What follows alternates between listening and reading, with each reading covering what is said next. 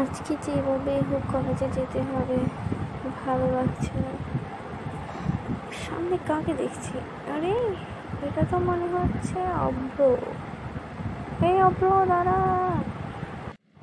কি রে, তুই হেঁটে হেঁটে কোথায় যাচ্ছিস? আর তোর সাইকেলটা কোথায়? হ্যাঁ, আর বলিস না, সাইকেলটা না নষ্ট হয়ে গেছে, যার জন্য আমাকে হেঁটে হেঁটে বাজারে যেতে হচ্ছে। আজকে স্কুলেও যাওয়া হচ্ছে না।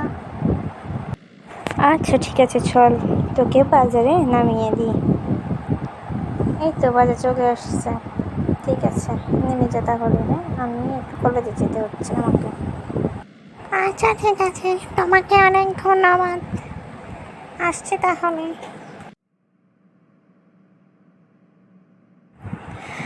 তারপর বল, সামনে তো তোর এক্সাম, পড়ালেখা কেমন চলছে?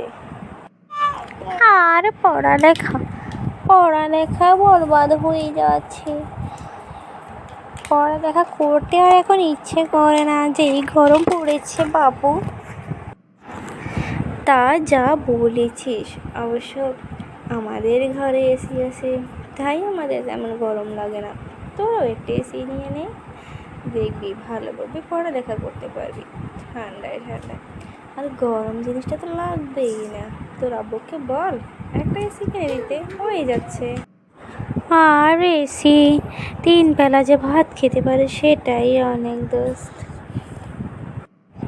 আচ্ছা চিন্তা করিস না, তুই ছুটির পর আমাদের বাড়ি চল, কয়েকদিন আমাদের বাসায় থাক। সমস্যা নেই তো, ভালো লাগবে দেখবি। চল আমার সাথে, তুই আমার বেস্ট ফ্রেন্ড না? চল। ঠিক আছে চল যাই। দেখছিস ভালো লাগছে না? এখানে বসে পড়ালেখা করলে তোর মনটাও বসবে। আমার জানালার পাশে আমার বসতে খুব ভালো লাগে। আচ্ছা শোন, আমি আমার কাছে যাচ্ছি।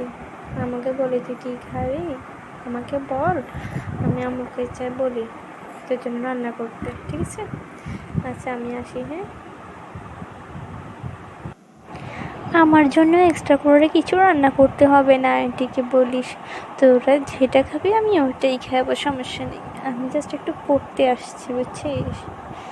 যা তাহলে, আমি একটু রেস্ট নিই।